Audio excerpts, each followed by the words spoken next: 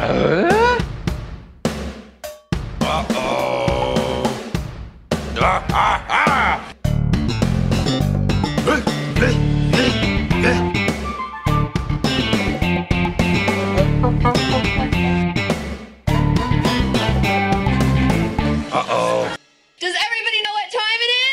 Podcast time. That's right. Benford Tools is proud to present a home improvement podcast. My name is Adam, and you all know my co-host, Jordan. Hi, Jordan.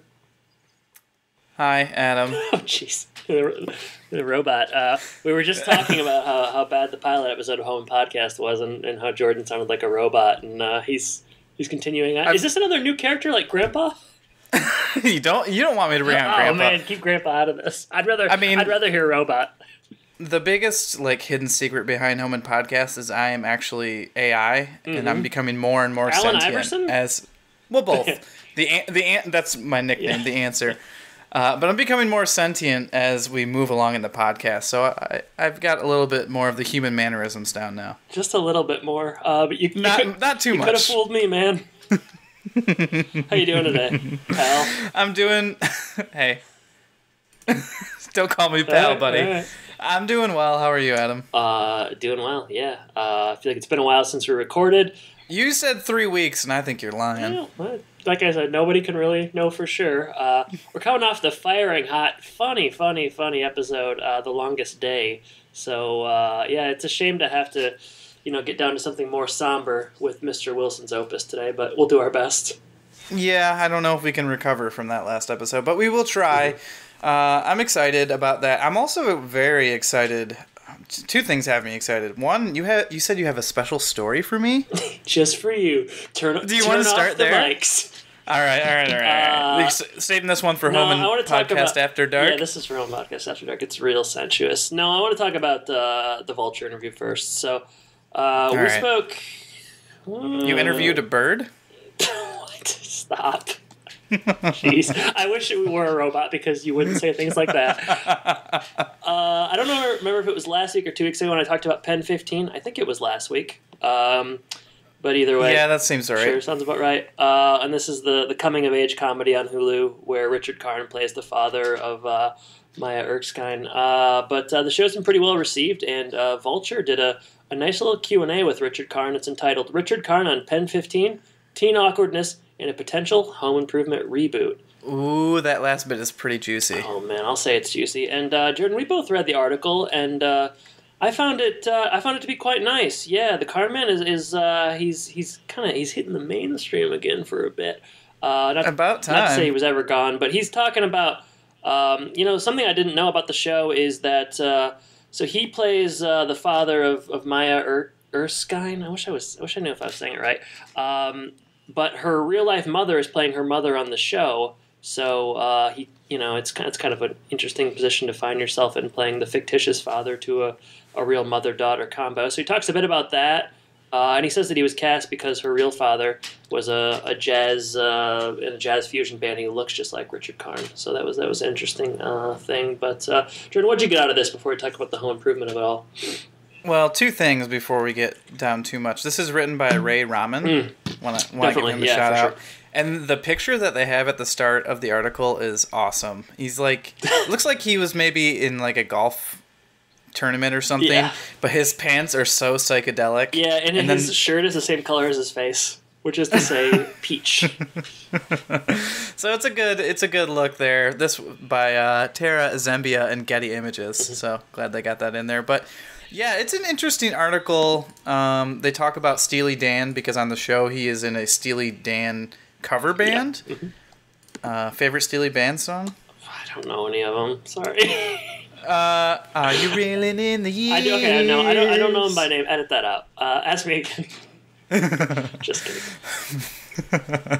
No, I don't know any by name either, but I know a couple by sound, and that's probably my favorite. But what I thought was interesting before you get towards the end is, this show being a coming-of-age show, they talk a little bit about how Richard Karn grew up, what was he like in school, did he go through some of the things that are experienced on this show, his nostalgia versus the nostalgia on this show, which is set in the year 2000. Yeah. So that's a little bit different. So yeah, they cover a wide range of things What do you think the Karn Man was like in high school? Is my question. Coolest cat on campus. 100%, we know that. Yeah. Lady killer, athlete, probably. I mean, we know he's not a musician because in this he says he played something at 7 and then quit. But yeah, definite lady killer, BMOC, big man on campus. He's probably like building all the parade floats and stuff too. Okay, he's just building the parade floats. Jordan, he is an athlete, but he also likes to write papers. So he's one of those types. Yeah, he's kind of got it all. Yeah. He's you can't like pin him down. He's 3-dimensional. He's got lots of sides to him. He's kind of like an onion, you know. He's got layers. Yeah, for sure. And like I said, the best way to say is BMOC, big man on campus, or No, never mind. Big man on Karn. Is that anything? Nope. Okay. Nope. Good thing you moved past it quickly. So we get to the end and a couple of home improvement references throughout before the final questions, but there's a question about his favorite drummer, and he mentions Inagata Devita, which is pretty prominent in an early Home Improvement episode. Don't ask me which one, but it's the one with the flying sauces. Yep, there you go. Dang. You know, you're an expert on this show. I also thought it was interesting. He mentioned Ringo a couple of times, and we just had that a couple episodes ago. Yeah, I liked in this episode how Randy made a Julia Childs joke, but they didn't know who Ringo was. I was just going to say, I wrote down, I mean, we're going to get to that. I said, there's no way that Randy knows who Julia Childs is. Yeah, that was absurd. All right, so getting towards the end, talking about the year 2000, the interviewer asks what the year 2000 was like for Richard Karn. He talks about Home Improvement ending and, Y2K, and that was pretty interesting.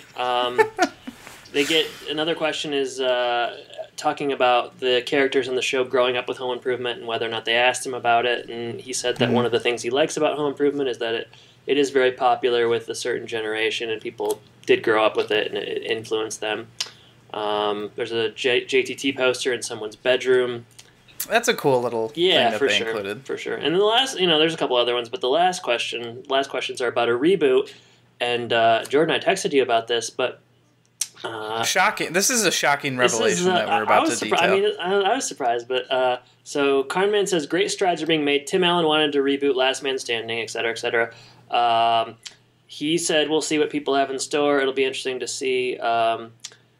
Tim thinks a great jumping off point would be to have everyone meet at the funeral. Sounds familiar, Jordan. Where did that come from? Oh, I don't know. Our Home Improvement reboot script. Weird. If they write that, we're gonna have to file a copyright claim. That would be awesome if they did, and I probably would do that.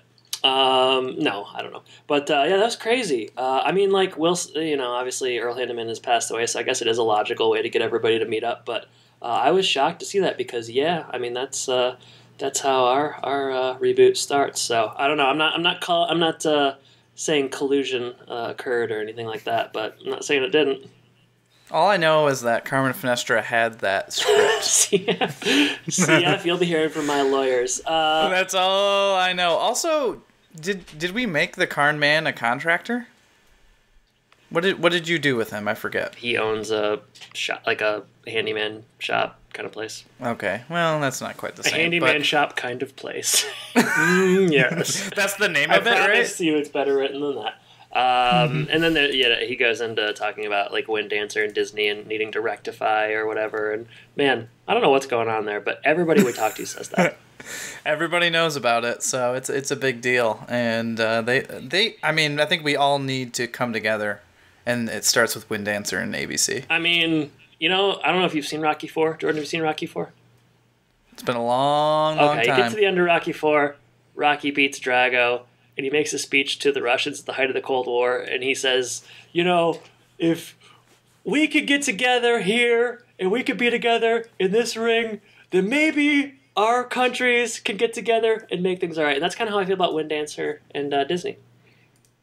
I couldn't have said it better myself. And you didn't, so it's good. But it's good that I did it. It's really good. Really good. Anything else about this article? I mean, I liked it. I enjoyed reading it. I was happy to stumble upon it. We'll share it on social media. And, I'm happy for the Karn Man. You know what? Good things happen to good people. And this is a good thing for a good man. A dear friend of the pod, Richard Karn. Dear friend of the pod, future Great Lakes Loon. Well, we're saving. I'm talking about that when it comes to Twitter. So okay, All right, well, let's go ahead and talk about story number 2 on the docket, and that is you have a strange story about that Wilson that's in your improv. Yeah, this will be short. I don't know. Company. Okay, go ahead. So basically, I posted a picture on Twitter. I don't know. Time is a flat circle lately. I don't know. It could have been last week. It could have been a month ago. I don't know. But there's what I thought was a Wilson-like figure creeping over the improv stage. You saw it, correct? I saw Didn't it, you yeah. think it looked like Wilson? You know, I wouldn't have thought it initially, but when you said it, it was a dead ringer. Okay. Well, I assumed it was. Turns out it's not Wilson. Turns out it's these kind of stories are up my alley. It's a set designer that used to work at the Comedy Sports Milwaukee, died on stage, haunts the place. Oh my goodness! I tell you what, now I'm spooked. I'm spooked to go back. I got to go back tonight. I'm spooked, and I think I made him mad because I said he was Earl Hindeman, which is the ultimate disrespect. You're in trouble because I don't think you're going to be able to make any jokes tonight. I know. Every time I try to make a joke, I'm going to see a ghost in the background and it's going to spook me. I'll just watch out for those lights falling down or something like that. I know, and be careful. I hope that when I walk into the theater tonight, I hope that there's not a weird man in the corner that says, "Hey kid, break a leg," and then he just disappears into thin air. That would be bad. What if he's like a ghost that just kind of laughs? So he loosens up like the floorboard so that when you step on one, it smacks you in the face with the other end or something like that. That would be devious. Sounds like you've watched your fair share of Toon Disney. Well, I wish I knew the guy's name. Disney. I forgot. I'll find out. But yeah, I just wanted to somewhat related to the podcast, so I figured I'd get it out there. I don't have anywhere else to tell these stories, so. Yeah, so I might as well tell a few strangers and me. Yeah, that's right. Great. Other than that, Jordan, that's all I got. So I'm ready to get in the episode. If and when me you too. Are. I'm always ready to talk about home improvement, and this one in particular is episode 123 for us, Mr. Wilson's Opus, written by Bruce Ferber, who last did Eye on Tim, where Tim almost goes overboard on that reporter, and this one aired April 30th, 1996. Wasn't the last episode April 2nd? So there was a little bit of a break here? It's an interesting thought. Yeah, well, I guess this one must have taken a long time to get together. I mean, those sets. Tim had to build all those sets. Oh, that's what it was. I thought they were just lingering for a long time after that cancer scare episode. You're probably right. There probably is. They were trying to play it up for as much as they could. The title reference, Mr. Holland's Opus. I've never seen it. Saw it with my grandma and my sister in the movie theater in 1995. I was 5 years old, and I thought it was the most boring thing I had ever witnessed. It was awful. It's a good title, though, I think. I love my grandma. May she rest in peace, but man, any other movie would have been better. That was terrible. Yeah, I can't imagine taking a 5-year-old to a movie like that. Yeah, it was awful. Yeah. But, yeah, I don't know. Probably an okay movie. I don't remember. All right. Well, blocked it out. That's kind of like the same thing that people say about alternative titles. Probably okay, but I don't remember. I blocked them out. So we should give 4 more this week. Yeah. Well, just from alternative titles is something that you you might be able to get elsewhere, but just remember where it came from, and that's Home Podcast, the originator of the alternative title. So let's just always keep that in mind. Poignant as always, Adam. All right. How many do you have this? All right. I have 4 this week. So you know what? I wanted it to be easy because Shakespeare there should be so many things to pull from there, but it wasn't. Yeah, it wasn't great, but here we are. I can lead off for once. For once, why don't you lead off? All right. Settle down, Wilson. Good one. Here's mine. Which side are you on? The play wrong. One Direction. Okay. He's a director. One Director. Yeah. It's a band. Yeah, I know the band, all right? Well, if you don't like that one, you're not going to like what follows. All right, well, get ready for this one. The Capulets and Jill's paper is due. Oh, boo. I tried so hard to make something happen with the Capulets and the Montagues, but I could not. Wait, and then you boo mine? Well, wait till, well, yeah, it's bad. That's why I didn't, why try if you can't do anything? 2 star-crossed neighbors. That's a good one. Now is the director of our discontent.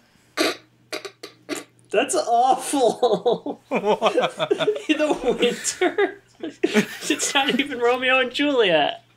It's a Shakespeare. I know. Yeah, I know. Good gracious. All right, last one. And you're gonna, all my talking is gonna be unusually unkind this week for Adam. Hear this one. Romeo and Juliet.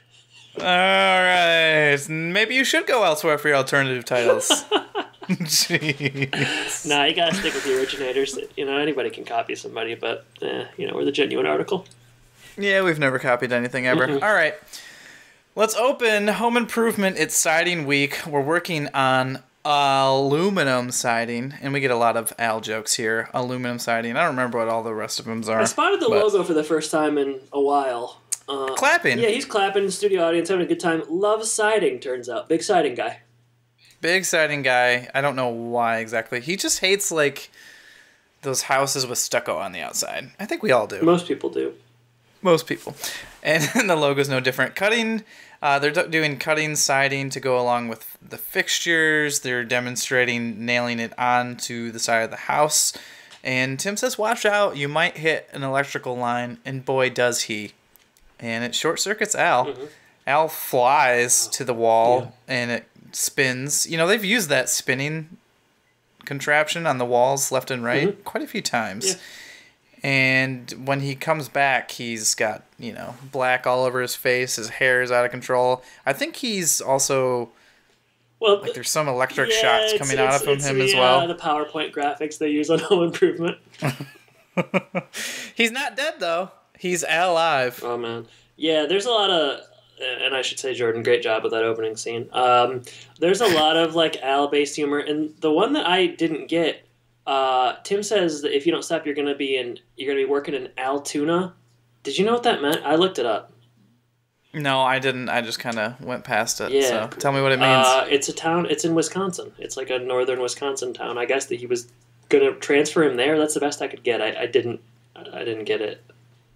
It's a very strange reference. People laughed at it like they knew, like it was you know, like it's not like a Timbuktu joke where everyone gets it. Yeah, people act like this is like we're quoting Gone with the Wind or something, or it's like something that is very grounded in the consciousness. And you know, I'm a Wisconsin resident. I didn't know what Altoona was.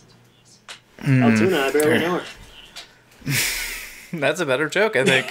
Yeah, you're right. It is on that level. What do you think? The effect? Did you like it? You know, for a while I was trying to... Did you laugh? Did you get your yucks? I did not get my yucks. For a while I wondered, did they do that thing where it goes from a person to like a dummy? Mm-hmm. And I don't know if they did here. I think they just might have sped up like the camera footage to make it look like he shot that way. You know what I mean? I think he's on like a track or something. Okay, that's my guess. Yeah, it's like he's on some kind of a track, but I don't know. Yeah, you know, it's an opening scene for this show, so we'll take it for face value. So we'll take it for face value, and we'll talk about it. We're going home, Jordan, and boy, Mark's looking old all of a sudden. He's really grown up. Well, the thing is, when you only see him for about 3 seconds every episode, 10 episodes, it just seems like he's growing up faster than he is. He's grown like a weed. He must be doing a lot of flying lessons or something. You're right, yeah. I forgot about that. I don't know why. That episode isn't very good, but it really makes me laugh when just the picture of him flying the plane. Oh, man. All right. Etched into your brain. We find out that this is building on a previous episode where Randy, he tried out for Romeo. He was cast. Turns out Tim is building the set for the play, which I thought was a really nice gesture. What a nice way of Tim to, you know, offer his services to the school. Nice guy. Yeah, I'm surprised they accepted, knowing him, but they do. Not a lot of other offers. I guess. Jill is procrastinating writing a paper, which is her subplot this episode. Not the best, but, you know. She doesn't leave the house except until the very end of the episode. I found it relatable, I guess. All right, so Randy comes home. The drama teacher went into labor, so there's no more play. Ruh-roh. Yeah. They didn't see this one coming? Yeah, you're right. That doesn't. It's not like pregnancy sneak up on you. You know, for about 8 or 9 months before is, you know, at least that's been my understanding of the whole thing. That's correct. So yeah, she was 8 months pregnant, came a little bit early. She's out, and they have no one to replace her. So plays off. It's bad news. Jill offers to direct. Randy, of course, does not want to go down that road because he remembers what happened a few episodes ago. Tim offers to direct, and I was thinking I would have liked to have seen that. That would have been a nice. Would have been pretty funny. Yeah. Ultimately, Jill suggests Wilson. Randy, he's unsure of it, but It's either Tim or Wilson. Yeah, it's either Tim or Wilson. So he knows he really doesn't have a choice, and yeah. So we head to the side yard, Jordan. We do, and we're not going to play a clip here because we'll be at the side yard later. Yeah. But Randy rushes outside. Wilson is walking around on hot coals. He's practicing for a Grecian fire festival. There's a really bad... No, fire festival, like the music festival. Not quite that. No, he wanted to see Ja Rule down in the Bahamas. Murder Inc. So Vidi Vidi Vici. There's a really bad joke here that Randy has to utter where he says, it sounds like it's going to be hot. Yeah. Really good. Sounds like a hot time or something. Oh, man. I don't know, he's a kid. What are you going to do? Yep. So Randy thinks, he's kind of bummed because, well, I don't even know if he's bummed. He doesn't act too bummed, but he says, too bad you're busy. We'd like you to direct the school play. It's been a dream of Wilson's to direct a play. I'm surprised he hasn't already done it. He's done everything else. I know. How is this the one thing that slipped through the cracks? I feel like I could direct a high school Romeo and Juliet play, and, I'm not nearly the man Wilson is. Neither of us are. Sounds like a challenge to me. Mm-hmm. Yeah. You got a local high school there? All you high schools out there. I'm sure they're all listening. All right. I think it's... Sorry to derail. No. Wilson says, he'd like to do it, but how do you know that the school would approve? And Randy says you meet the two things of criteria. You're available and not pregnant. Bam. Yeah. And Randy, at the end of the scene, reveals that the main reason he wants the play to go on is because he wants to kiss Sharon Leibowitz. Ooh, baby. Sharon. So does this mean Wilson's canceling his trip? Does he get a refund for his ticket? There's a lot of questions I have here. I'll tell you, I can answer one. Is he canceling his trip? Yes. Does he get a refund for his ticket? If he got the tickets insured, which no one ever does. Not very often. Because it costs more money. Yeah. I was struck by Randy kind of taking it upon himself to find a new director for the play. Like, is that his responsibility? Does the school have anything to say about this? It seems like the school maybe put the call out. They're like, if you know anyone who would be interested, because they already went to these other teachers who are too busy. Randy seems to be throughout the episode the de facto, everybody kind of blames him when things go wrong, and he's the lead. He's Romeo. He is the lead. I guess there comes with a certain amount of responsibility. Who walked across Cole better, Wilson or Pam Beasley in the office? Pam Beasley. All right. Hey, no. I mean, she only did it once, and Wilson did it like 4 times. But true, but she didn't run to the water right away. That's true. All right. Next scene. Randy's at school. He's chilling with his pals, with his friends. He saved the day. He's a hero. He likes to get hugs from Sharon Leibowitz. I might have she to likes hug to give them. I might have to let you. It's interesting. I like how that's your description. It's interesting. It's interesting. I have a bio. Sharon is played by Laura Bell Bundy, Jordan. Sure. She has some credits to her name, and I will tell you how many in just but a moment. I can tell you she was born April 10th in Lexington, Kentucky in the year 1981. Surprise, surprise. I would have never guessed a Lexington girl. I know. I thought she screamed Lexington. 52 credits to her name, Jordan. She was in Jumanji the same year as young Sarah. I love Jumanji. That's a good movie. She also was a long time. She also was in the movie Dreamgirls. She did Legally Blonde, the musical. Recently this year, she was in American Gods, the TV show, AJ and the Queen. What else? She's in an episode of Fuller House, Scream Queens. She's still very much acting, Jordan. So that's Anger Management, the TV show with Charlie Sheen. I know you like that one. She played. Sounds really good. Dr. Jordan Denby, so she was a doctor. Good on her. But yeah, I don't know. You don't often see these youngins, the kids in the show, go on to have fruitful careers. So good on Laura Bell Bundy. Well, we're going to see 2 in this episode. Well, he didn't go on to the other guy didn't go on to have a very fruitful career, but I like him. Yeah, well, there you go. Yeah. But we'll wait for a minute for that. Mm-hmm. So yeah, they exchange hugs. Wilson comes in, and you're wondering, how is Wilson going to be in this episode? What is he going to hide behind? Well, it's a giant stack of Shakespearean books. The crowd loves it. I don't know who the guy is walking him into the room, but he makes a weird joke about like keeping the kids riveted or glued or something to the seats. Yeah, I actually thought that was kind of funny. I think he's like an assistant principal or something. Okay. What was funny about that to you? You just liked... Because it's like... Because, like, I don't know.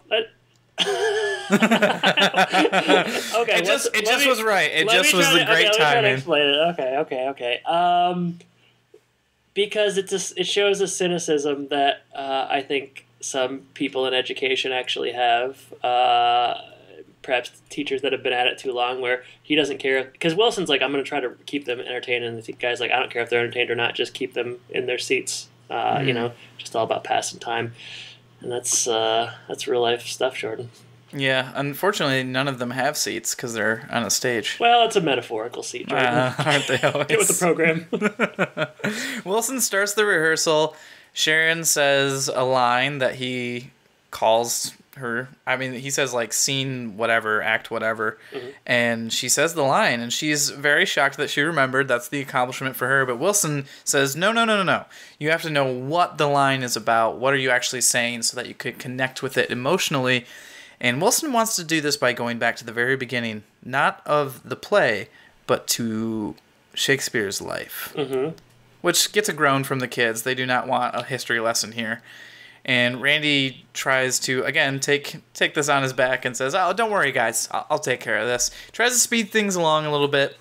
And Wilson, surprisingly kind of gets the picture right away, and he moves on from the history lesson to something else, which is acting exercises to get them loosened up. And so this is kind of a little funny thing where they're, he's having them jump on their toes and have their arms flailing, and they like move to Randy, and he's not really into it at all. And he asks them to be a vegetable and pretend, what vegetable would you be? Radishes, turnips. Adam, what vegetable would you be? Or is this your question of the week? It's not. What vegetable would I be? Oh, jeez, man. Putting you on the spot. I don't know. Banana, because I'm tall and flexible. Is that a vegetable? Oh, shit. Oh, man. I was fruits and vegetables. Banana is not a vegetable, Jordan. What vegetable would I be? Well, give me a stalk of celery. It's tall. Right. It's tall. Go ahead and edit out that banana. I don't think so, man. Yeah, man, you better. I swear I'm not a moron. Well, I'll tell you what. I was already thinking. Here's what happened. I was thinking about what I was going to say next, and the question caught me off guard. What would you be, Jordan? I'd be a sweet potato. Why I don't really have any reasons for that. I guess because I'm lumpy. An orange. A little bit orange. Yeah, I think we can just take all that out. If I were to be a fruit, I would be a banana. A banana. Absolutely. So when you asked that, yeah, you finish up the scene and then I'll jump in. I'm off my game. A bit frazzled right razzled, now. Yeah. All right. What a moron. Sharon quickly is turning on Randy here because, not only are they doing history lessons and weird acting exercises and pretending to be vegetables, but things are just not going as she wanted. She just wanted to have fun and be Juliet. Sharon is a pain. Everybody turns on Randy really quickly. It's like, thanks a lot, Randy. It's like, screw off. Like, what do you want? I don't know. How long do you think Sharon would have been thinking about that line? I wanted to be in a play, not in a salad. Oh, yeah, that was bad. I think I think she had thought of it like years before, and she's like, I gotta find the perfect situation to use this, and finally it came. If anything, she should be happy that it finally came.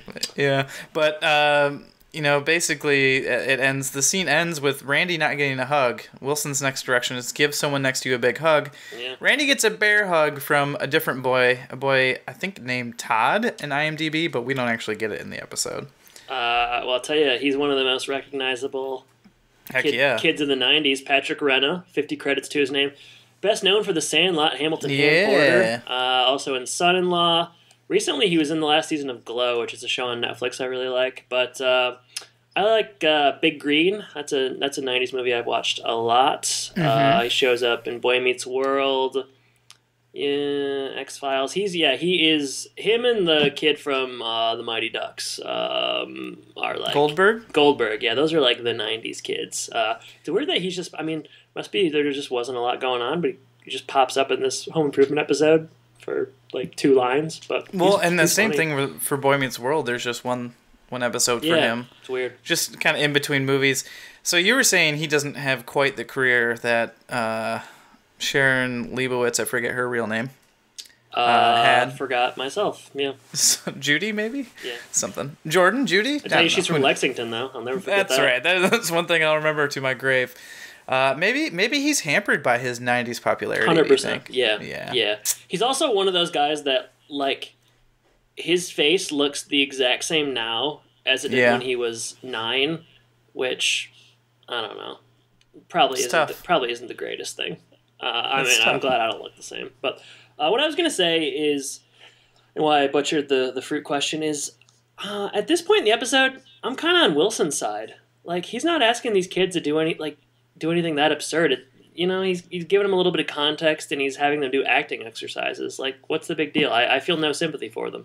I can't say that I've ever been, like, in anything drama-related like this, but I would imagine that there's some part of, like, researching, like, the history of, the person who wrote all the plays or whatever. You don't just start rehearsing the play right away. Like, it's not just all rehearsed, like, all right, here's your lines, let's go through them every day for 5 months. Like, it's not how it works. Well, it is on Home Improvement. Yeah. So, I don't know. Kids those days, they just didn't get it. Their complaining was met with deaf ears. All right, next scene. Jill is still procrastinating, Jordan. She just does not want to write that freaking paper. Brad says he's going to the mall. Jill says, I'll drive you. He says, no, finish your homework. Real paradox.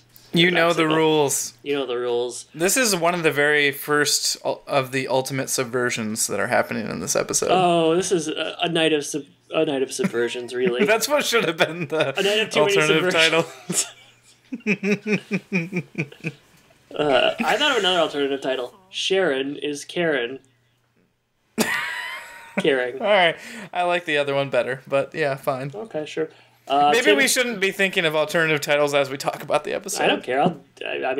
I think carte blanche as far as I'm concerned. Reclaim these alternative titles. I'm taking back the titles. Tim comes home, and Randy comes home around the same time. Randy is complaining about what Wilson put them through. It was just awful, so embarrassing, etc., etc. He wants to quit. They say that he can't. That's right. He's stuck. That's the scene, Jordan. Then we go back to the set. There is rehearsal again until Wilson stops them. Mm-hmm. He's impressed with Sharon's performance. And also we get the set now that they're rehearsing on, which looks pretty impressive. It's good. Tim sometimes... Man, I forgot an alternative title that I actually had. Oh, go ahead. A Suburban Shakespeare. All right. Yeah, for what it's worth. Because the set is... There's a lot of jokes about it being suburban. But okay. Yeah, not bad. Not bad. So, yeah, for all the times that Tim is inept, he's doing a good job here. Well, wait till the end. Yeah, he has to undermine that. But the performances are much better, as I said. Randy got in touch with his inner radish. And then they go home... this is the end, like they're going to stop rehearsing, and Wilson says, go home, tomorrow I want you to bring in a kitchen utensil that personifies your character. So they're still dealing with the things that they don't really like about Wilson. This is also right when we get the Romeo and Julia child joke right here. Yeah. That Randy makes, which is just... Come on, guys. We know that Randy has no idea who Julia Child is. So I only know who Julia Child is because of the Meryl Streep movie, and that was like 2010. So yeah, there's no way these kids don't know Julia Child's. Jordan, if you're gonna ask me what I'm gonna ask you utensil I would choose a couch. No, I don't know. I like it. The scene continues. I like it when Tim comes out and he says, "Thank you, Dave." Yeah, I did like that too. That was like my favorite part of the episode. I don't know what happened or why I said it that way. It has to be an improv line right there. That was really funny. Yeah. So you just assume that Dave and Tim got into a fight in the back. Thank you, Dave. I love that. That was probably one of the funniest lines we've had. I don't know, maybe this season. I thought it was really funny. Yeah, that's gotta be a Tim Allen improv line. But yeah, I didn't catch that the first time around, but the second time I just laughed and laughed. So yep, good catch there. The kids are leaving, and Tim comes on, as you said, and makes that line. Wilson says, "You know what? After all, I think the set is all wrong. It's way too modern." Wilson starts to get even more controlling here, and this time with Tim, someone who's going to push back. And an argument ensues, and they go back and forth, and Tim ends up quitting. Wilson's response is, "You'll never work in this town again," which was also a pretty funny line to me. Yeah. Yep. So things have really hit the fan here. We had home and Wilson's house is for sale. No. Homestead. Jill finishes her paper at the computer and does a nice little dance. A prance of sorts, really. A prance dance. Brad walks in. He don't know what to think of it. Moms are weird. He catches her in the act, and yeah. he lets her off the hook pretty easy because he needs help on his own paper, you know. Tim walks in. He explains the situation with Wilson, how frustrated he is. He says, "Yeah, well, I quit." So Jill says that, that's not setting a very good example for our son, whom we just said couldn't quit. But Tim, he thinks of himself as kind of an artiste in this episode. He says it a few times, and I saw the set, and I gotta agree with him. It, maybe that's deserved. There's some talk about how Tim will break it to Randy, but Randy immediately walks in and says, "Hey, Dad, heard you quit." Easier than he thought. Yeah, he says easier, which is funny. And Randy just doesn't think it's fair that Tim gets to quit, and he doesn't. But, adults can do things that they can't, such as vote and drive cars and quit. Yeah, it's funny. Good line. Yeah, it was a good line. And then Tim's like, "You know what, on second thought, I think you guys should be able to vote." Yeah, that's funny. Something like that. But yeah, there's, this conversation with Randy does not really have much of positive effect. And so he runs off, and Jill says, "It's time for you to fix the situation, Tim," and points outside. I don't know if he's going to be sleeping outside or if he has to talk to Wilson. He has to talk to Wilson, Jordan. I'll answer that one. And I think it's time, Tim heads outside, and it is time to play that clip. You out here, Wilson? Yes, I am, Tim, but I am kind of busy. Thanks to you, I'm not only the play's director, I'm also the set designer, along with many other jobs too numerous to mention. I think we should talk about what happened with you and me today. Oh, that's all right, neighbor. It was just that our visions clashed. Happens all the time in the theater. Happened with the costumer. It's not easy firing an 8th grader. You fired little Susie Harris? Well, Tim, I had to. A Montague would never wear this to a Capulet's ball. Wilson, don't you see what's happening here? You're driving everybody crazy. I am. I can't believe I'm even saying this, but you're taking all the fun out of Shakespeare. But, Tim, my only aim was to put on a quality production. I know that, but there might not be a production at all. A lot of kids are thinking of quitting. They are. Yeah, Juliet, Romeo, Cappuccino, Montezuma, everybody. Well, I had no idea. You're obsessed with this thing. You gotta lighten up a little bit. Oh, Tim, I'm not sure I can do that. Well, why not? Because when I take on a task, it's always my nature to strive for authenticity and perfection. This brings to mind another great 20th century thinker. Einstein. Me. When I first started doing tool time, I was so obsessed with every spec and detail of every tool that people got fed up with me. So what did you do? Well, I hired Al to be the boring one. Which worked out very well. I realized I had a higher purpose, to make tool usage more accessible to the common man. So you're saying I should make Shakespeare more accessible to the students? If you blow it with these kids, they might learn to hate the theater. And there'll be a whole new generation of people like me. Well, I don't want that. Outside, as you heard, Wilson is working on a new set design. He's kind of fired everyone. So he fired the 8th grader who was doing the costumes. He fired the set. Well, Tim quit, but same thing. Yeah. He's exasperated at all the new work he has to do. Mm-hmm.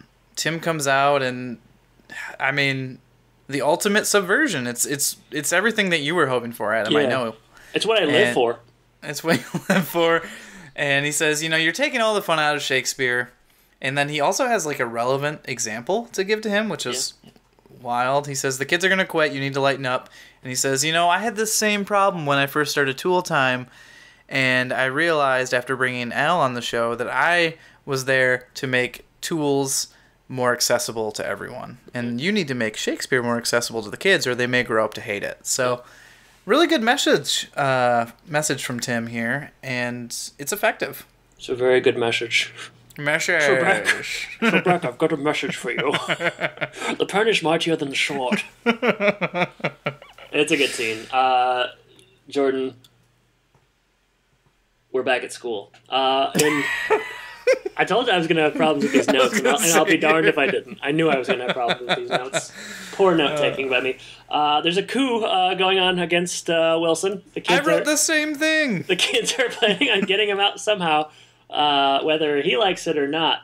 But Wilson promptly comes in. We haven't mentioned this throughout the episode, but there are clever ways. I guess you did mention the books, but there are clever ways of shielding his face throughout, which the audience likes, and I like too. Wilson, relays to Randy that Tim gave him some advice, and he says it in a highfalutin kind of way, to which Randy says, "My dad says that?" And Wilson says, "No, he said I was a jackass." And I'm thinking, Wilson, you're not going to be able to direct another play if you talk like that in front of those kids. Well, this is what turns him into a very likable figure. That's true. In their Kids eyes. love it when you swear in front of them. That's right. Take a note of that, Jordan, for your future raising of kids. They jump right into rehearsal, and the kids are happy. Sharon has to hug Randy again, but I think Hamilton Porter wants a hug, but Randy says no. Yeah, it's too bad. I'd hug that. I'd hug Ham. Sure. He's probably a good hugger. He seemed like a good hugger. Hugging Ham, Tuesdays on Fox. Sounds like a terrible show. All right. It sounds like something Joe Buck would announce during the World Series. All right, I got a good one for you this year. Isn't that funny? 4, I always like that they have to introduce these shows that there's no way they've ever watched. Orville, Seth MacFarlane's in space, coming Wednesdays at 9 p.m. on Fox. Hugging Ham. He's a kid who likes hugs. Coming right after Game 3, Wednesdays on Fox. And then Troy Aikman or whoever's with him says I watched that with my son. It was pretty funny. Tim McCarver's like, Ham? I'd like a ham right now. All right, final scene. Jordan, bring it home for us. On the set later. It's playtime. Playtime. It is, yeah. All right, there's a fencing scene between Randy, Romeo, and Ham, Todd, whatever his name is. Mm-hmm. And, Brad says, do you think Randy can take him? Because Ham's got a little bit of size on Randy, as does pretty much everyone, everywhere, at all times. I mean, Sharon Leibowitz is like a foot taller than JTT. Yeah. Yep. So... he does take him, he stabs him, and Romeo moves over, and up pops Juliet. There's some kind of, what's the word? Hydraulics? Hydraulics? Yeah, that's the word I'm looking for. That's been built in by Tim here, and she pops up. He's trying to make, an analogy or something. He says there's symbolism here, the crypt rising. He's not wrong. Nope. Tim's just on fire this episode, really. Good. Yeah. And then things go wrong here. We mentioned this earlier. It continues to rise, and Randy and Sharon move all the way to the ceiling, and from all that I can figure out, they go all the way up through the catwalk and through the roof, and they both die. Just like in Romeo and Juliet. Yeah, in outer space, I think, is where it's like the end of Gravity, which is a movie maybe you haven't seen, but they're just kind of floating out in space. Well, in space, no one can hear you scream. Right. So I think that's the tagline of Jason X, which is a good one. I was hoping they were going to do something with the Juliet balcony. I don't know. I was a little disappointed. I thought. Well, they were on there earlier. I know. I wanted the final scene to involve that somehow. I was a little disappointed, but. Jordan, well, good thing because there's outtakes here, and they do. Oh, I didn't see it. What happens? No, they don't. But not funny. Don't tease me with outtakes. There are outtakes, and it's basically the scene. Oh, Wilson flubs his line, right? Yeah, Tim and Wilson are arguing. So there you are. That is episode 123. The Capulets and Jill's paper is due. It's growing on me.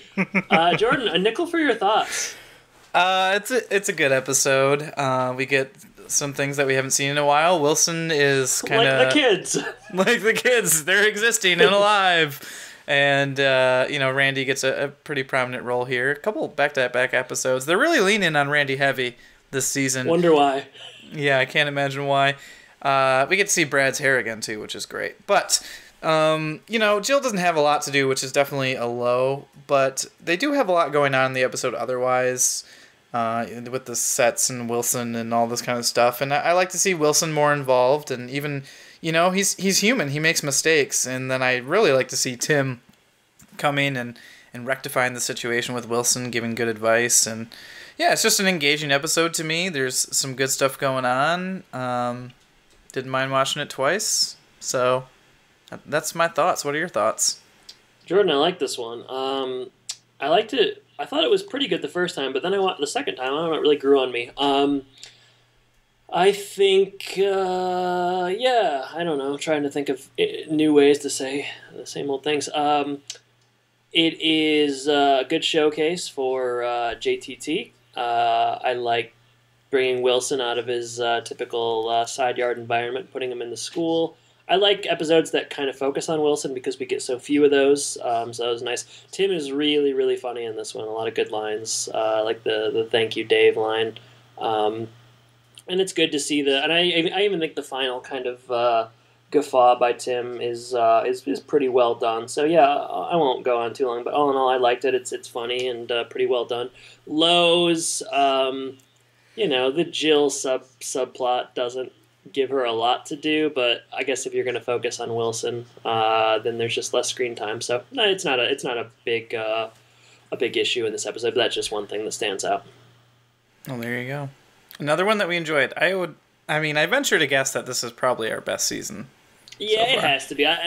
It's hard because I don't remember so much of the early season, but not a lot of misses as far as I can tell. In a couple of weeks or maybe month or so, we'll be doing our season in summation, and I'll be curious to see what top 3 and bottom 3 are, because I think it's going to be a tight race. It is going to be a tight race. And right now we're going to move over to Sean's social media corner, where you can reach out to us on thehomeandpodcast.com.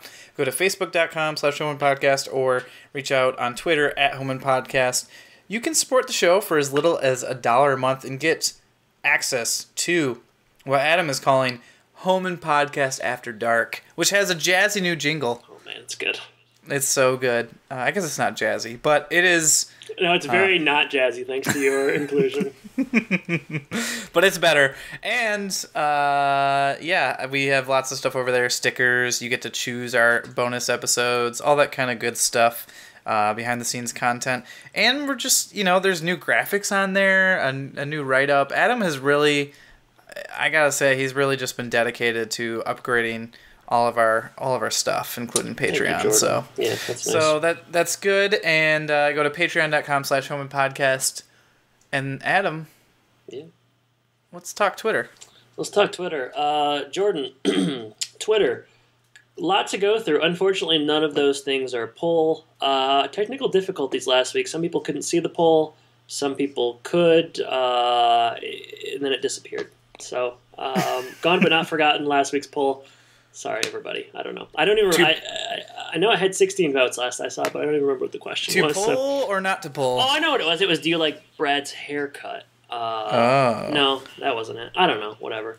The poll's gone. So, in any case, back to Twitter. Lots to talk about, Jordan. Chief among them, Home Improvement Night, Saturday, June 15th. Great Lakes Loons in Midland. Richard Karn's coming. And man. I don't want to dangle too much, but Home Podcast may or may not be in tow. So yeah, More to come. I mean, you might as well just say we've been invited as honored guests.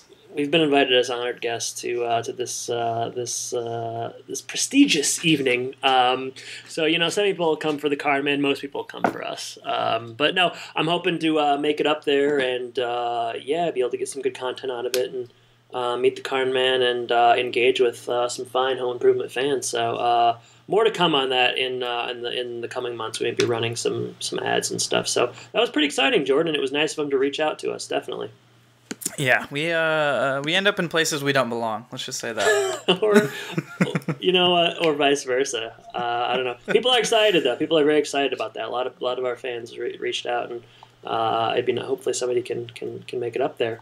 Yeah, I mean, if you want me to join people, go to patreon.com/Impodcast. For sure. Because I've got quite a far way to go, so it's not going to be easy. Yeah, it's a shame living all the way down in sunny Florida.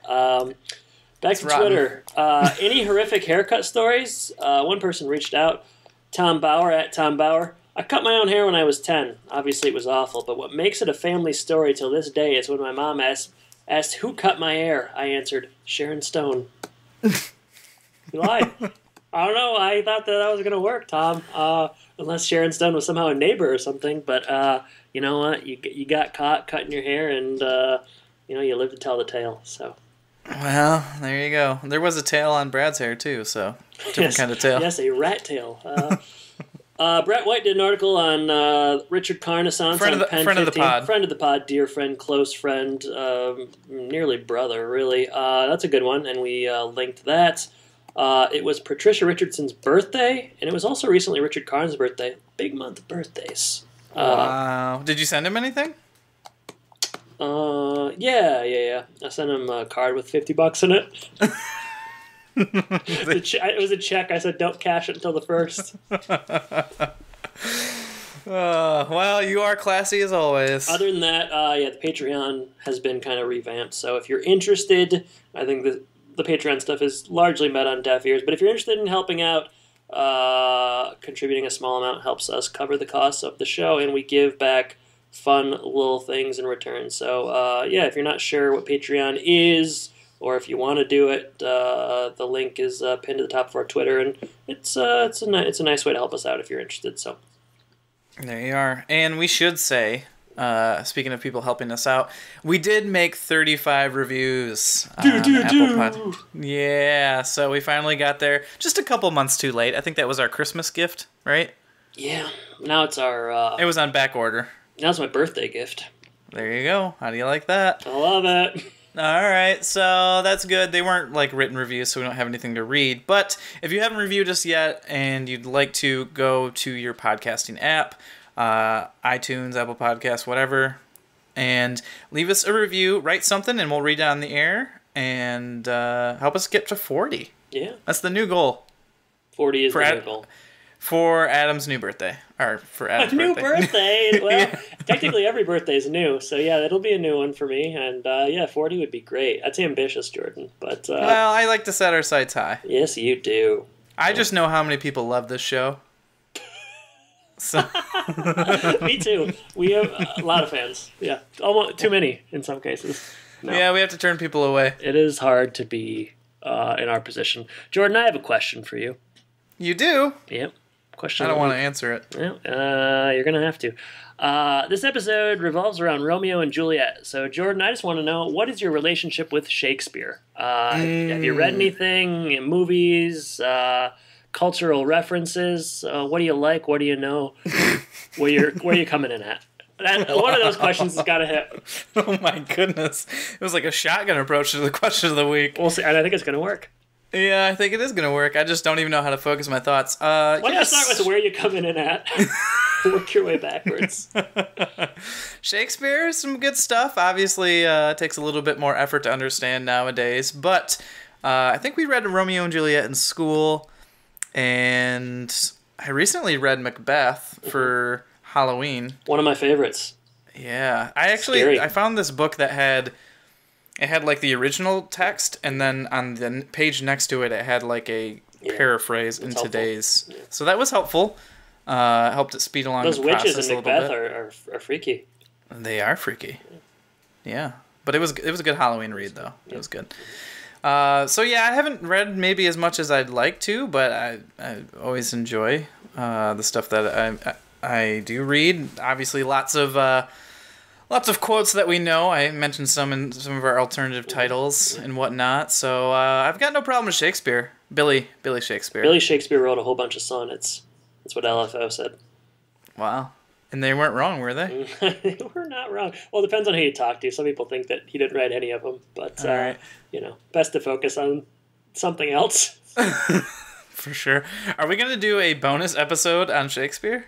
That'd be interesting. It's your choice this month, so if that's what you want. Is it? I thought it was the people who donate. I mean, yeah, if they want, but nobody's... Listen, if you donate to us, and we ask you a question, it would be helpful if you respond. Hey, that's the truth. So that's the gist of it. Adam, I don't know if I answered one or any of your questions. I'm satisfied. All right, so tell me your answers to all those questions. I like Shakespeare.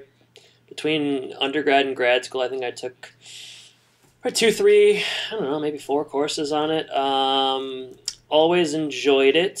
It is difficult. It's like a labor of love kind of thing. It's not like you have to put some time into it. But the stories are really good.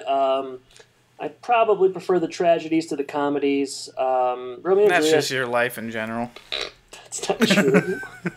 Romeo and Juliet is good, but I think Macbeth and Hamlet are two that I like a little bit more. And as far as comedies go, Twelfth Night is a good time, and Taming of the Shrew is good. And I like Taming of the Shrew because everybody will tell you that 10 Things I Hate About You is an adaptation, and they'll think they're smart when they say it. So oh man, it's like, hey, did you know that it's a But I like. I wish I read more, but when you're out of school, just not the kind of thing you really want to do in your leisure time, or not the kind of thing I make time for, unfortunately. But I think highly of the Bard.